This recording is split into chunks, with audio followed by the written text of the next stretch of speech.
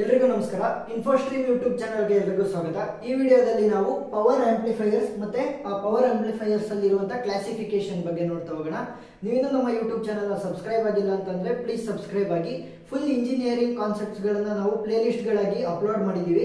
First year ಇಂದ fourth year ವರೆಗೂ ಯಾವ್ಯಾವ ಸಬ್ಜೆಕ್ಟ್ ಇದೆ ಆ ಪ್ರತಿಯೊಂದು ಸಬ್ಜೆಕ್ಟ್ ಇಂದು ಪ್ಲೇ ಲಿಸ್ಟ್ ಗಳು ನಿಮಗೆ ಸಿಗ್ತಾ ಹೋಗುತ್ತೆ. ಸೊ ಪವರ್ ಆಂಪ್ಲಿಫೈಯರ್ ಅಂತ ಅಂದ್ರೇನು? Amplifier with I output power. So I output power ಅಂದ್ರೆ ಏನು ಅಂತ ನೋಡ್ತಾ ಹೋಗೋಣ. ಫಾರ್ ಎಕ್ಸಾಂಪಲ್, ನೀವು ಒಂದು ವೇವ್ ಫಾರ್ಮ್ ಇದೆ ಅಂತ ಅನ್ಕೊಳ್ಳಿ. ಸೊ ಇದು ವೋಲ್ಟೇಜಿನ ವೇವ್ ಫಾರ್ಮ್ ಇರ್ಬೋದು ಅಥವಾ ಕರೆಂಟಿನ ವೇವ್ ಫಾರ್ಮ್ ಇರ್ಬೋದು. So voltage or current wave form ಇದೆ ಅಂತ ಅನ್ಕೊಳ್ಳಿ. ಇದೇನಿದು alternative current. So alternative current input, alternative current input signal ನ ನೀವು ಕೊಡ್ತಾ ಇದ್ದೀರಾ. ಸೊ ಏನ್ ಮಾಡ್ತೀನಿ ಇಲ್ಲಿ ನಾನು ಆಂಪ್ಲಿಫೈಯರ್ ನ ಯೂಸ್ ಮಾಡ್ತೀನಿ. ಯಾವುದು? ಪವರ್ ಆಂಪ್ಲಿಫೈಯರ್ ನ ಯೂಸ್ ಮಾಡ್ತೀನಿ. ಈ ಪವರ್ ಆಂಪ್ಲಿಫೈಯರ್ ಏನ್ ಮಾಡುತ್ತೆ? ಇವುಗಳ ಆಂಪ್ಲಿಟ್ಯೂಡ್ ಅನ್ನ ಜಾಸ್ತಿ ಮಾಡ್ತಾ ಹೋಗುತ್ತೆ. ಸೊ ಏನ್ ಮಾಡುತ್ತೆ ನೋಡಿ, ಏನಾಯ್ತು, ಇದು ಇಲ್ಲಿವರೆಗೂ ಬಂದಿತ್ತು ಅಷ್ಟೇ, ಆದ್ರೆ ಏನಾಯ್ತು, ಆಂಪ್ಲಿಟ್ಯೂಡ್ ಜಾಸ್ತಿ ಆಗ್ತಾ ಹೋಗ್ತಾ ಇದೆ. ಸೊ ಅದನ್ನ ಏನ್ ಮಾಡುತ್ತೆ? ಪವರ್ ಆಂಪ್ಲಿಫೈಯರ್ ಮಾಡ್ತಾ ಹೋಗುತ್ತೆ. ಸೊ ಕೊಟ್ಟಿರುವಂತಹ ಆಲ್ಟರ್ನೇಟಿವ್ ಇನ್ಪುಟ್ಟಿನ ಆಂಪ್ಲಿಫೈಡ್ ವರ್ಷನ್ ಆಗಿ ಪವರ್ ಆಂಪ್ಲಿಫೈಯರ್ ಔಟ್ಪುಟ್ ಅನ್ನ ಕೊಡ್ತಾ ಹೋಗುತ್ತೆ. ಸೊ ಈ ಒಂದು ಪವರ್ ಆಂಪ್ಲಿಫೈಯರ್ ಅಲ್ಲಿ ಏನಾಗಿರುತ್ತೆ? Low output resistance. So output ಅನ್ನ ನಾವು ಎನ್ಹಾನ್ಸ್ ಮಾಡ್ಬೇಕಲ್ವಾ, ಸೊ ಅದಕ್ಕೆ ಔಟ್ಪುಟ್ ಪ್ರೊಡ್ಯೂಸ್ ಮಾಡೋದಕ್ಕೋಸ್ಕರ ರೆಸಿಸ್ಟೆನ್ಸ್ ಕಡಿಮೆ ಇರುತ್ತೆ. ನೆಕ್ಸ್ಟ್ ಇಂಪಿಡೆನ್ಸ್ ಮಿಸ್ ಮ್ಯಾಚಿಂಗ್ ಅಂತ ಒಂದು ಕಾನ್ಸೆಪ್ಟ್ ಬರುತ್ತೆ. ಇಂಪಿಡೆನ್ಸ್ ಮಿಸ್ ಮ್ಯಾಚಿಂಗ್ ನ ಏನಕ್ಕೆ ಮಾಡ್ತೀವಿ? ಇಂಪಿಡೆನ್ಸ್ ಮಿಸ್ ಮ್ಯಾಚಿಂಗ್ ನ to get the maximum output power. So impedance mismatching ಅಂದ್ರೆ ಏನು ಅಂತ ನೆಕ್ಸ್ಟ್ ಕಾನ್ಸೆಪ್ಟ್ ಗಳಲ್ಲಿ ಬರ್ತಾ ಹೋಗುತ್ತೆ. ಸೊ ಈಗ to get the maximum output power, ನನಗೇನು ಮ್ಯಾಕ್ಸಿಮಮ್ ಔಟ್ಪುಟ್ ಪವರ್ ಬೇಕು. ನಾನೇನಾದ್ರೂ ಇಲ್ಲಿ ಕರೆಂಟಿನ ಎಸಿ ಇನ್ಪುಟ್ ಅಂದ್ರೆ ಆಲ್ಟರ್ನೇಟಿವ್ ಕರೆಂಟ್ ಇನ್ಪುಟ್ ಅನ್ನ ಕೊಟ್ಟಿದ್ರೆ ನನಗೆ ಕರೆಂಟ್ ಆಂಪ್ಲಿಟ್ಯೂಡ್ ಆಗಬೇಕು, ಅಂದ್ರೆ ಆಂಪ್ಲಿಫೈ ಆಗಬೇಕು. ಅದೇ ಏನಾದ್ರೂ ನಾನು ವೋಲ್ಟೇಜ್ ಅನ್ನ ಇನ್ಪುಟ್ ಆಗಿ ಕೊಟ್ಟಿದ್ರೆ ಏನಾಗಬೇಕು? ನನ್ನ ವೋಲ್ಟೇಜ್ ಇಂಪ್ರೂವ್ ಆಗಬೇಕು. ಸೊ ಫಾರ್ ಎಕ್ಸಾಂಪಲ್, ನೀವು ಮೈಕ್ ಗಳನ್ನ ನೋಡಿರ್ತೀರಲ್ವಾ, ಸೊ ಸ್ಪೀಕರ್ಸ್. ಸೊ ಸ್ಪೀಕರ್ಸ್ ಅಲ್ಲಿ ಏನಾಗಿರುತ್ತೆ ಅಂತಂದ್ರೆ ಈ ರೀತಿ ಆಂಪ್ಲಿಫೈಯರ್ ಗಳನ್ನ ಯೂಸ್ ಮಾಡಿರ್ತಾರೆ. ಸೊ ಅದೇನ್ ಮಾಡುತ್ತೆ? ಬರ್ತಿರುವಂತ ಸೌಂಡ್ ನ ಆಂಪ್ಲಿಫೈ ಅಂದ್ರೆ ಇನ್ನೂ ಜಾಸ್ತಿ ಮಾಡಿಬಿಟ್ಟು ಔಟ್ಪುಟ್ ಆಗಿ ಕೊಡ್ತಾ ಹೋಗುತ್ತೆ. ಸೊ ನೋಡಿ, ಅಪ್ಲಿಕೇಶನ್ಸ್ ಎಲ್ಲೆಲ್ಲಿ ಸ್ಪೀಕರ್ ಅಲ್ಲಿ ಯೂಸ್ ಮಾಡ್ತೀವಿ, ಮತ್ತೆ radio receivers. So radio receivers ಬರುತ್ತಲ್ಲ ಅದರಲ್ಲಿ ಯೂಸ್ ಮಾಡ್ತೀವಿ. ಸೆಟಪ್ ಬಾಕ್ಸ್ ಗಳು, ಟಿವಿಯ ಸೆಟಪ್ ಬಾಕ್ಸ್ ರಿಸೀವರ್ಸ್ ಇರುತ್ತಲ್ಲ ಅದರಲ್ಲೂ ಕೂಡ ಆಂಪ್ಲಿಫೈಡ್ ವೋಲ್ಟೇಜ್ ಅನ್ನ ಮಾಡೋದಕ್ಕೆ. ಸೊ ಏನ್ ಮಾಡ್ತೀವಿ? ಆಂಪ್ಲಿಫೈಡ್ ವೋಲ್ಟೇಜ್ ಮಾಡೋದಕ್ಕೆ ಸೆಟಪ್ ಬಾಕ್ಸ್ ಅನ್ನ ಯೂಸ್ ಮಾಡ್ತಾ ಹೋಗ್ತೀವಿ. ಈಗ ಪವರ್ ಆಂಪ್ಲಿಫೈಯರ್ಸ್ ಅಂತ ಬಂದಾಗ ನಮಗೆ ಟೋಟಲ್ 4 ಟೈಪ್ಸ್ ಆಫ್, ಮೇಜರ್ ಆಗಿ 4 ಟೈಪ್ ಪವರ್ ಆಂಪ್ಲಿಫೈಯರ್ಸ್ ಬರ್ತವೆ. ಯಾವ? Class A, class B, class A B ಮತ್ತೆ ಕ್ಲಾಸ್ ಸಿ. ಸೊ 4 ಕೂಡ ಇವಾಗ ಡಿಸ್ಕಸ್ ಮಾಡ್ತಾ ಹೋಗೋಣ. ಈಗ ಮೊದಲನೇದು class A power amplifier. Class A power amplifier ಏನ್ ಮಾಡುತ್ತೆ ಅಂತಂದ್ರೆ 360 ಡಿಗ್ರಿ ಕಂಡಕ್ಷನ್. ಏನ್ ಮಾಡುತ್ತೆ? 360 ಡಿಗ್ರಿಯಲ್ಲಿ ಕಂಡಕ್ಷನ್ ಮಾಡುತ್ತೆ. 360 ಡಿಗ್ರಿ ಅಂತ ಅಂದ್ರೆ ಏನು? ಸೇಮ್ ಇಲ್ಲಿ ನಾನು ಕೊಟ್ಟಿದ್ನಲ್ಲ, ಇಲ್ಲಿ ಇನ್ಪುಟ್ ಕೊಟ್ರೆ ಫುಲ್ ಆಂಪ್ಲಿಫೈ ಆಗಿ ಔಟ್ಪುಟ್ ಬರುತ್ತೆ. ಆದ್ರೆ ಏನು ಅಂತಂದ್ರೆ ನೋಡಿ, ನೆಗೆಟಿವ್ ಸೈಕಲ್ ಇದೆಯಲ್ಲ, ನೆಗೆಟಿವ್ ಸೈಕಲ್ ಕೂಡ ಆಂಪ್ಲಿಫೈ ಆಗುತ್ತೆ, ಪಾಸಿಟಿವ್ ಸೈಕಲ್ ಕೂಡ ಆಂಪ್ಲಿಫೈ ಆಗುತ್ತೆ.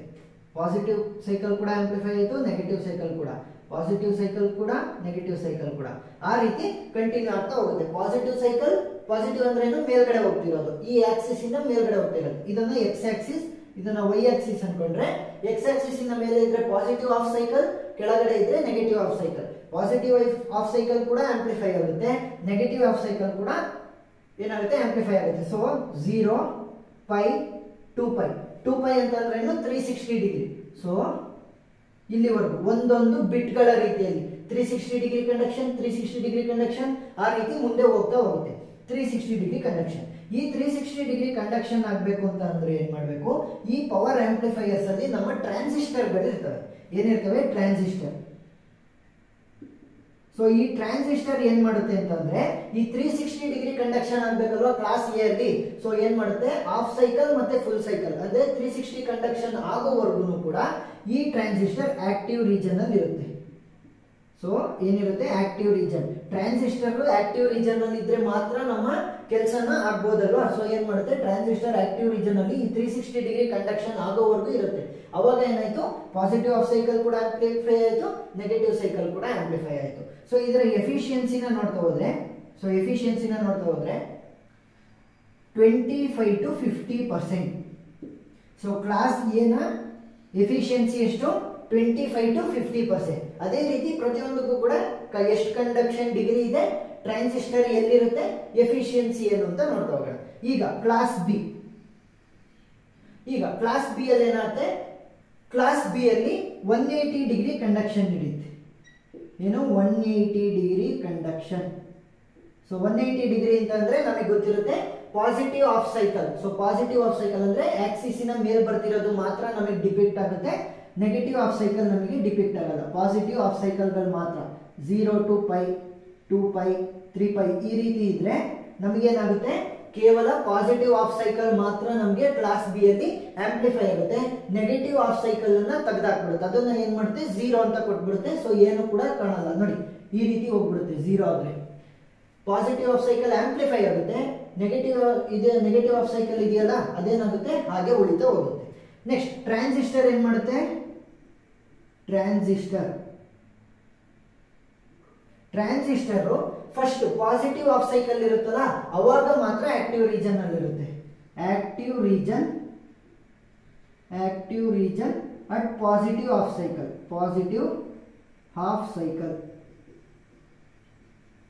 ಸೊ ಇದೊಂದು ಹಾಫ್ ಸೈಕಲ್ ಪಾಸಿಟಿವ್, ಇದು ನೆಗೆಟಿವ್, ಇದಷ್ಟು ಸೇರಿದ್ರೆ ಫುಲ್ ಸೈಕಲ್ ಆಗುತ್ತೆ ಅಲ್ವಾ. ಪಾಸಿಟಿವ್ ಆಫ್ ಸೈಕಲ್ ಅಲ್ಲಿ ಮಾತ್ರ ಇದು ಆಕ್ಟಿವ್ ರೀಜನ್ ಅಲ್ಲಿ ಇರುತ್ತೆ. ಟ್ರಾನ್ಸಿಸ್ಟರ್ ಆಕ್ಟಿವ್ ರೀಜನ್ ಅಲ್ಲಿ ಇದ್ರೆ ಮಾತ್ರ ನಾವು ಆಂಪ್ಲಿಫೈ ಮಾಡೋದಕ್ಕಾಗೋದು. ಅವಾಗ ಕೇವಲ 180 ಡಿಗ್ರಿ ಕಂಡಕ್ಷನ್ ನಡೆಯುತ್ತೆ, ಇನ್ನು ಉಳಿದಿದ್ದು 0 ಆಗುತ್ತೆ. ನೆಗೆಟಿವ್ ಆಫ್ ಸೈಕಲ್ 0, ಮತ್ತೆ ಪಾಸಿಟಿವ್ ಆಫ್ ಸೈಕಲ್ ಆಂಪ್ಲಿಫೈ ಆಗುತ್ತೆ, ನೆಗೆಟಿವ್ ಆಫ್ ಸೈಕಲ್ 0 ಆಗ್ತಾ ಬರುತ್ತೆ. ಸೊ ಇದರ ಎಫಿಷಿಯನ್ಸಿ ಎಷ್ಟು ಅಂತ ನೋಡ್ತಾ ಹೋದ್ರೆ, ಎಫಿಷಿಯನ್ಸಿ ನೀಟಾ ಈಸ್ ಈಕ್ವಲ್ ಟು 78.5%. ಸೊ ಇದ್ರದ್ದು ಎಷ್ಟು ಬಂತು ಎಫಿಷಿಯನ್ಸಿ 25 to 50% ಬರ್ಬೋದು. ಕ್ಲಾಸ್ ಬಿ ಇದು ಎಷ್ಟು ಬರುತ್ತೆ 78.5% ಎಫಿಷಿಯನ್ಸಿ ಬರ್ತಾ ಹೋಗುತ್ತೆ. Next class A B. So class A B ಏನಾಗಿರುತ್ತೆ, ಕ್ಲಾಸ್ ಎ ಬಿ ಎ ಮತ್ತೆ ಬಿ ನ ಇಂಟರ್ಮೀಡಿಯೇಟ್. ಸೊ ಎರಡರದ್ದು ಮಿಕ್ಸ್ಚರ್ ಅಂತ ಅನ್ಕೊಳ್ಳಿ. ಸೊ ಕಂಡಕ್ಷನ್ ಎಲ್ಲಾಗುತ್ತೆ ಇಲ್ಲಿ 360 ಡಿಗ್ರಿ, ಇದು 180 ಡಿಗ್ರಿ. ಅಂದ್ರೆ ಕಂಡಕ್ಷನ್ ಯಾವ ರೀತಿ ಆಗುತ್ತೆ, ಕಂಡಕ್ಷನ್ 180 ಡಿಗ್ರಿಗಿಂತ ಜಾಸ್ತಿ ಇರುತ್ತೆ, greater than 180 degree but less then 360 degree. Conduction ಏನಾಯ್ತು, ಇವೆರಡನ್ನು ಕನ್ಸಿಡರ್ ಮಾಡಿದ್ರೆ ನೋಡಿ, ಇದು 180 ಡಿಗ್ರಿ ಇದೆ, ಇದು 360. 180 ಡಿಗ್ರಿಯಿಂದ ಜಾಸ್ತಿ, 360 ಡಿಗ್ರಿಗಿನ್ನ ಕಡಿಮೆ, ಏನು ಕಂಡಕ್ಷನ್. ನೆಕ್ಸ್ಟ್ ಟ್ರಾನ್ಸಿಸ್ಟರ್ ಎಲ್ಲಿರುತ್ತೆ ಅಂತ. ಟ್ರಾನ್ಸಿಸ್ಟರ್ ಏನಾಗುತ್ತೆ ಅಂತಂದ್ರೆ ಕ್ಲಾಸ್ ಎ ಮತ್ತೆ ಕ್ಲಾಸ್ ಬಿ ಎರಡರದ್ದು ಇಂಟರ್ಮೀಡಿಯೇಟ್ ಆಗಿರೋದ್ರಿಂದ ಆಕ್ಟಿವ್ ರೀಜನ್ ನಲ್ಲೂ ಇರುತ್ತೆ, ಮತ್ತೆ ಒಂದೊಂದ್ಸಲಿ ಆಕ್ಟಿವ್ ರೀಜನ್ ನಲ್ಲಿ ಇರಲ್ಲ. ನೆಗೆಟಿವ್ ಆಫ್ ಸೈಕಲ್ ಬಂದಾಗ ಆಕ್ಟಿವ್ ರೀಜನ್ ಇರಲ್ಲ. ಇಷ್ಟನೇ ಏನಾಗುತ್ತೆ, ಪಾಸಿಟಿವ್ ಆಫ್ ಸೈಕಲ್ ಇದ್ದಾಗ ಮೇಲಿರುತ್ತೆ ಅಂದ್ರೆ ಆಕ್ಟಿವ್ ರೀಜನ್ ನಲ್ಲಿ ಇರುತ್ತೆ. ನೆಗೆಟಿವ್ ಆಫ್ ಸೈಕಲ್ ಬಂದಾಗ ಕ್ಲಾಸ್ ಬಿ ನ ಫಾಲೋ ಮಾಡ್ತಾ ನೆಗೆಟಿವ್ ಬಂದ ತಕ್ಷಣ ಆಕ್ಟಿವ್ ರೀಜನ್ ಇಂದ ಹೊರಗಡೆ ಬಂದ್ಬಿಡುತ್ತೆ. ಸೊ ಅವಾಗ ನಮ್ಮ ವೇವ್ ಫಾರ್ಮ್ ಏನಾಗುತ್ತೆ ನೋಡಿ, ನಾನು ಹೇಳಿದೆ ಕಂಡಕ್ಷನ್ ಗ್ರೇಟರ್ ದೆನ್ 180 ಡಿಗ್ರಿ, ಇದು 0, 180 ಅಂದ್ರೆ π, ನೆಕ್ಸ್ಟ್ 2π 3π ಇಲ್ಲಿ ಒಂದು ರೆಪ್ರೆಸೆಂಟ್ ಮಾಡ್ತೀನಿ. ಸೊ ಈ ರೀತಿ ಇದ್ದಾಗ ಏನು ಗ್ರೇಟರ್ ದೆನ್ 180 ಡಿಗ್ರಿ. ಸೊ 180 ಡಿಗ್ರಿಗಿಂತ ಜಾಸ್ತಿ ಆದ್ರೆ ಕೇವಲ ಪಾಸಿಟಿವ್ ಆಫ್ ಸೈಕಲ್. ಯಾಕೆ ಕ್ಲಾಸ್ ಏನ ತಗೊಂಡ್ಬಿಟ್ಟು ಟ್ರಾನ್ಸಿಸ್ಟರ್ ಆಕ್ಟಿವ್ ರೀಜನ್ ಅಲ್ಲಿ ಇರುತ್ತೆ, ಯಾವಾಗ ಪಾಸಿಟಿವ್ ಆಫ್ ಸೈಕಲ್ ಅಲ್ಲಿ. ಕ್ಲಾಸ್ ಬಿ ನ ಕನ್ಸಿಡರ್ ಮಾಡಿಕೊಂಡು ನೆಗೆಟಿವ್ ಆಫ್ ಸೈಕಲ್ ಹೋಗುತ್ತೆ. ನೆಗೆಟಿವ್ ಆಫ್ ಸೈಕಲ್ ಅಲ್ಲಿ ಏನಾಗುತ್ತೆ, ಆಕ್ಟಿವ್ ರೀಜನ್ ಇಂದ ಹೊರಗಡೆ ಬಂದ್ಬಿಡುತ್ತೆ. ಸೊ ನೆಗೆಟಿವ್ ಆಫ್ ಸೈಕಲ್ ಇರಲ್ಲ. ನೆಕ್ಸ್ಟ್ ಏನಾಯ್ತು, ಮತ್ತೆ ಇಲ್ಲಿಂದ ಶುರು ಆಗುತ್ತೆ, ಇಲ್ಲಿ ಗ್ರೇಟರ್ ದೆನ್ 180 ಡಿಗ್ರಿ ಕಂಡಕ್ಷನ್ ಆಗ್ತಾ ಹೋಗುತ್ತೆ. ನೆಕ್ಸ್ಟ್ ಎಫಿಷಿಯನ್ಸಿನ ನೋಡ್ತಾ ಹೋದ್ರೆ, ಎಫಿಷಿಯನ್ಸಿ ಕೂಡ ಕ್ಲಾಸ್ ಎ ಮತ್ತೆ ಕ್ಲಾಸ್ ಬಿ ಮಧ್ಯೆ ಇರುತ್ತೆ. 50% ನ ಇದನ್ನ ಮ್ಯಾಕ್ಸಿಮಮ್ ಕ್ಲಾಸ್ ಎ ಎಷ್ಟಿರ್ಬೋದು 50% ಎಫಿಷಿಯನ್ಸಿ ಇರ್ಬೋದಲ್ವಾ. ಸೊ 50ಗಿನ್ನ ಎಫಿಷಿಯನ್ಸಿ ಜಾಸ್ತಿ ಇರುತ್ತೆ but less than 78.5. So efficiency 50% ಗಿನ್ನ ಜಾಸ್ತಿ ಆದ್ರೆ 78% ಗಿನ್ನ ಕಡಿಮೆ. ಸೊ ಈ ರೀತಿ ಬರೀಬಹುದು. Next class C. So class C ಏನು, class C ultimate efficiency. Ultimate ಅಂದ್ರೆ ಫುಲ್ ಜಾಸ್ತಿ. ಈ ನಾಲ್ಕನ್ನು ಕಂಪೇರ್ ಮಾಡಿದ್ರೆ ಜಾಸ್ತಿ ಎಫಿಷಿಯನ್ಸಿ ಇರೋದು ಯಾವುದಕ್ಕೆ, ಕ್ಲಾಸ್ ಸಿಗೆ. ಕ್ಲಾಸ್ ಸಿ ಏನ್ ಮಾಡುತ್ತೆ ಅಂತಂದ್ರೆ, ಕ್ಲಾಸ್ ಸಿ ಅಲ್ಲೂ ಕೂಡ ಟ್ರಾನ್ಸಿಸ್ಟರ್ ಇರುತ್ತಲ್ಲ, ಟ್ರಾನ್ಸಿಸ್ಟರ್ ಕೇವಲ ಪಾಸಿಟಿವ್ ಆಫ್ ಸೈಕಲ್ ಅಲ್ಲಿ ಮಾತ್ರ ಆಕ್ಟಿವ್ ರೀಜನ್ ಅಲ್ಲಿ ಇರುತ್ತೆ. So transistor positive of cycle ಅಲ್ಲಿ ಮಾತ್ರ ಏನಾಗಿರುತ್ತೆ, ಆಕ್ಟಿವ್ ರೀಜನ್ ಅಲ್ಲಿ ಇರುತ್ತೆ. ಸೊ ಕಂಡಕ್ಷನ್ ಎಷ್ಟು degree, less than 180 degree conduction ನಡೀತಾ ಹೋಗುತ್ತೆ. ಸೊ ಲೆಸ್ ದೆನ್ 180 ಡಿಗ್ರಿ ಅಂದ್ರೆ ನೋಡಿ, ಮೋರ್ ದೆನ್ 180 ಅಂದ್ರೆ ಪೈನ ಬಿಟ್ಟು ಮುಂದ್ಗಡೆ ಹೋಯ್ತು.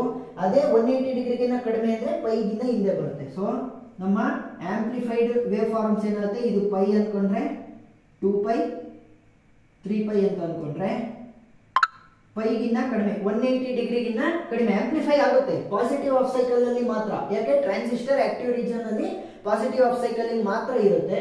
ನೆಕ್ಸ್ಟ್ 180 ಡಿಗ್ರಿಗಿಂತ ಕಡಿಮೆ ಕಂಡಕ್ಷನ್. ಸೊ ಇಲ್ಲ ಆಯ್ತಾ. ನೆಕ್ಸ್ಟ್ ಇಲ್ಲಿಂದ ಹೀಗೆ ಏನು 180 ಡಿಗ್ರಿಗಿಂತ ಕಡಿಮೆ ಕಂಡಕ್ಷನ್ ಆಗ್ತಾ ಬರುತ್ತೆ. ನೆಕ್ಸ್ಟ್ ಎಫಿಷಿಯನ್ಸಿನ ನೋಡ್ತಾ ಹೋದ್ರೆ ನಾನು ಹೇಳಿದೆ ಅವಾಗಲೇ ಎಫಿಷಿಯನ್ಸಿ ಇದಕ್ಕೆ ಮ್ಯಾಕ್ಸಿಮಮ್ ಇರೋದು ಕ್ಲಾಸ್ ಸಿಗೆ ಅಂತ ಗ್ರೇಟರ್ ದ್ಯಾನ್ 90%. ಸೊ ಇದು ಗ್ರೇಟರ್ ದ್ಯಾನ್ 90% ಇದರ ಕ್ಲಾಸ್ ಸಿ ನ ಎಫಿಷಿಯನ್ಸಿ ಆಗಿರುತ್ತೆ. ಸೊ ಪವರ್ ಆಂಪ್ಲಿಫೈಯರ್ಸ್ ಮತ್ತೆ ಅದರ ಕ್ಲಾಸಿಫಿಕೇಶನ್ ಬಗ್ಗೆ ಡಿಸ್ಕಸ್ ಮಾಡಿದೀವಿ. ವಿಡಿಯೋ ಇಷ್ಟ ಆಗಿದ್ರೆ ಲೈಕ್ ಮಾಡಿ, ಶೇರ್ ಮಾಡಿ, ಸಬ್ಸ್ಕ್ರೈಬ್ ಮಾಡಿ, ಪ್ಲೀಸ್ ಸಪೋರ್ಟ್ ಮಾಡಿ. ಇದೇ ರೀತಿ ಇಂಜಿನಿಯರಿಂಗ್ ಕಂಟೆಂಟ್ಗೋಸ್ಕರ ನಮ್ಮನ್ನ ಫಾಲೋ ಮಾಡಿ. Thank you.